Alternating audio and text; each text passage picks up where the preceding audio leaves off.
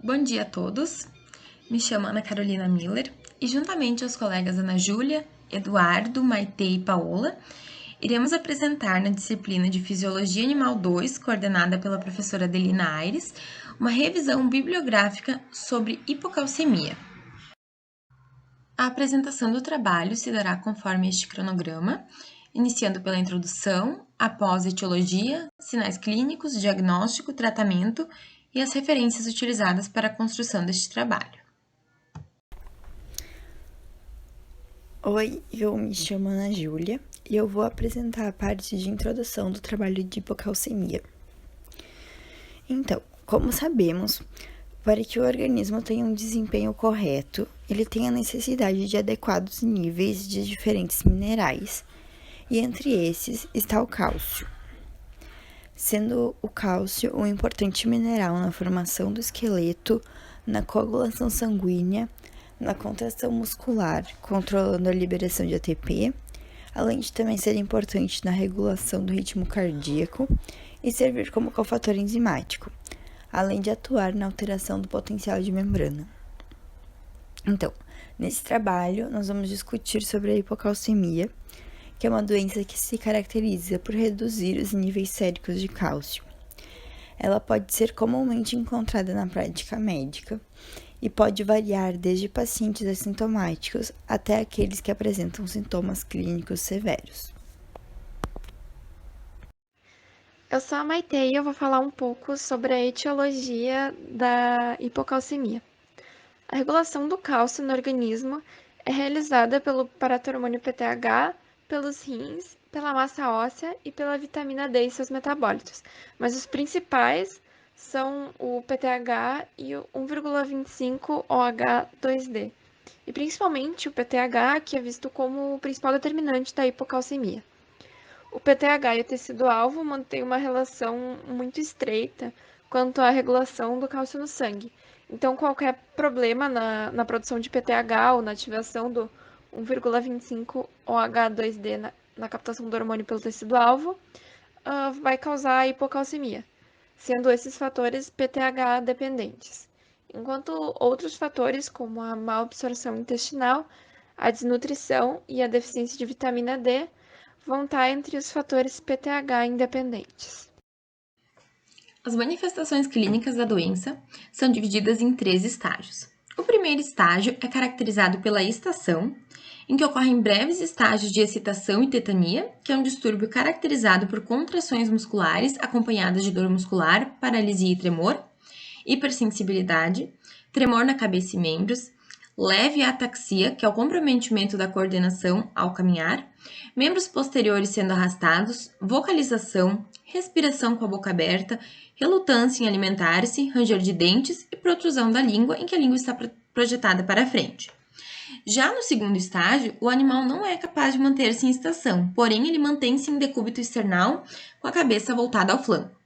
Há depressão, anorexia, focinho seco, a temperatura corpórea é subanormal, variando entre 36 e 38 graus, com extremidades frias, ocorre estase ruminal, que é o fluxo digestivo parado, ocorre timpanismo secundário, caracterizado pela distensão do rumen por excesso de gás no conteúdo ruminal, perda do tônus no esfíncter anal devido à paralisia dos músculos lisos, taquicardia, que é o aumento da frequência cardíaca, com aumento da intensidade das bolhas cardíacas, inércia uterina, que é a perda da contratilidade do útero na expulsão do feto, causando a interrupção do parto ou retenção da placenta, pupilas em midríase, em que ocorre a dilatação da pupila devido à contração do músculo dilatador da pupila e sonolência.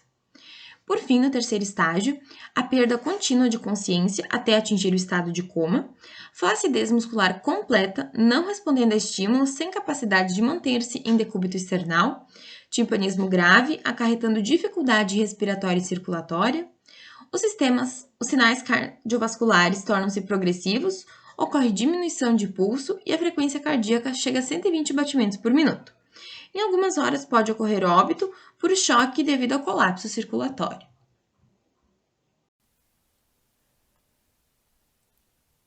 Oi, o meu nome é Paola e eu vou falar sobre o diagnóstico da hipocalcemia.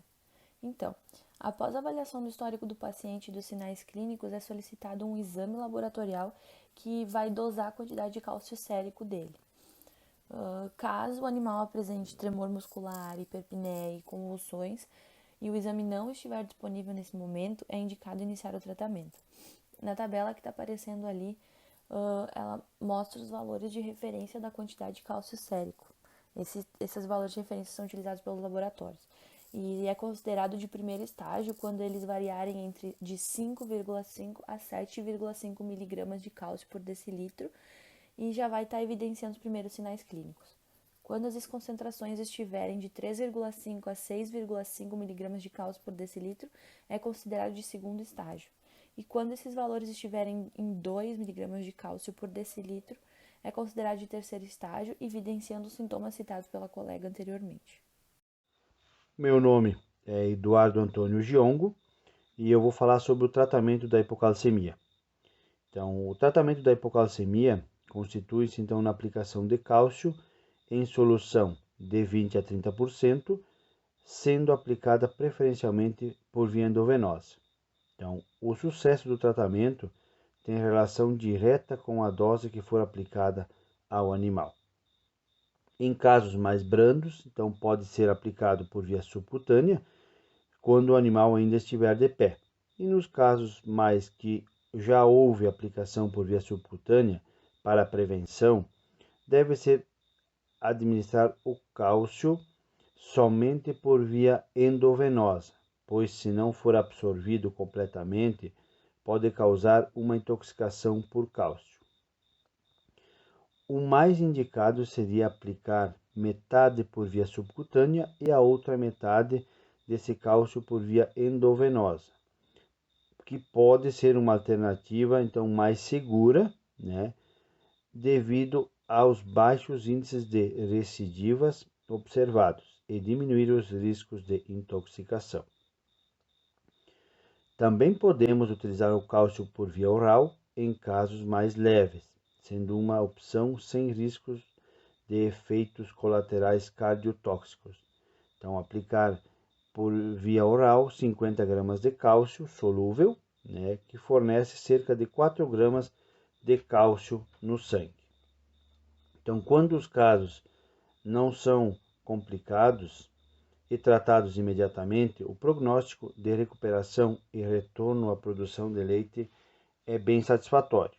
Então, o tratamento geralmente assegura o retorno ao equilíbrio da função homeostática do cálcio no organismo do bovino, sendo que esse equilíbrio não ocorre antes de 2 a 3 dias pós-parto.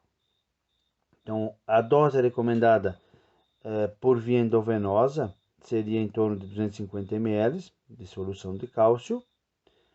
E os animais que não foram acompanhados pelo médico veterinário em um período de 1 hora deverão receber uma dose de 600 ml de cálcio por via subcutânea, pela via subcutânea, e em 2 ou 3 locais diferentes. Então, realizando massagem para melhor absorção deste cálcio. A aplicação, quando ela for por via endovenosa, deve ser a uma velocidade lenta, cerca de 1 ml por minuto. Então, os animais geralmente eles respondem muito bem ao tratamento, sendo que cerca de 85% já podem ser observados resultados de melhora rapidamente. Então, entre eles, alguns sinais que podemos observar seriam tremores musculares, defecação, melhora do pulso, aumento das bulhas cardíacas e sudorese no focinho. A maioria dos animais tratados levantam após 10 minutos de administração do cálcio. Após 5 a 6 horas, se o animal não responder ao tratamento, deve-se realizar um novo exame e, caso seja necessário, aplicar por via endovenosa mais cálcio. Então, a aplicação de concentrações elevadas de cálcio provocam depressão progressiva do sistema nervoso, tornando sua atividade reflexa lenta. No sistema gastrointestinal, ocorre redução das contrações das paredes musculares, podendo causar constipação e redução do apetite. Então, no sistema cardíaco, a hipercalcemia causa diminuição do intervalo entre sístole e a diástole e deprime a atividade cardíaca, provocando insuficiência cardíaca e respiratória. Então, o tratamento, quando utilizado por um período muito longo, ele pode levar a uma toxicidade crônica, acumulando depósito de cálcio nos rins, originando uma grave uremia, que essa uremia seria um acúmulo de substâncias tóxicas na circulação sanguínea desse animal e podendo também, consequentemente, levar esse animal ao óbito. Por fim, encerrando a apresentação do nosso trabalho, estas foram as referências utilizadas para o desenvolvimento do mesmo. Agradecemos a atenção de todos. Qualquer dúvida pode ser enviada ao e-mail que está ao final do slide.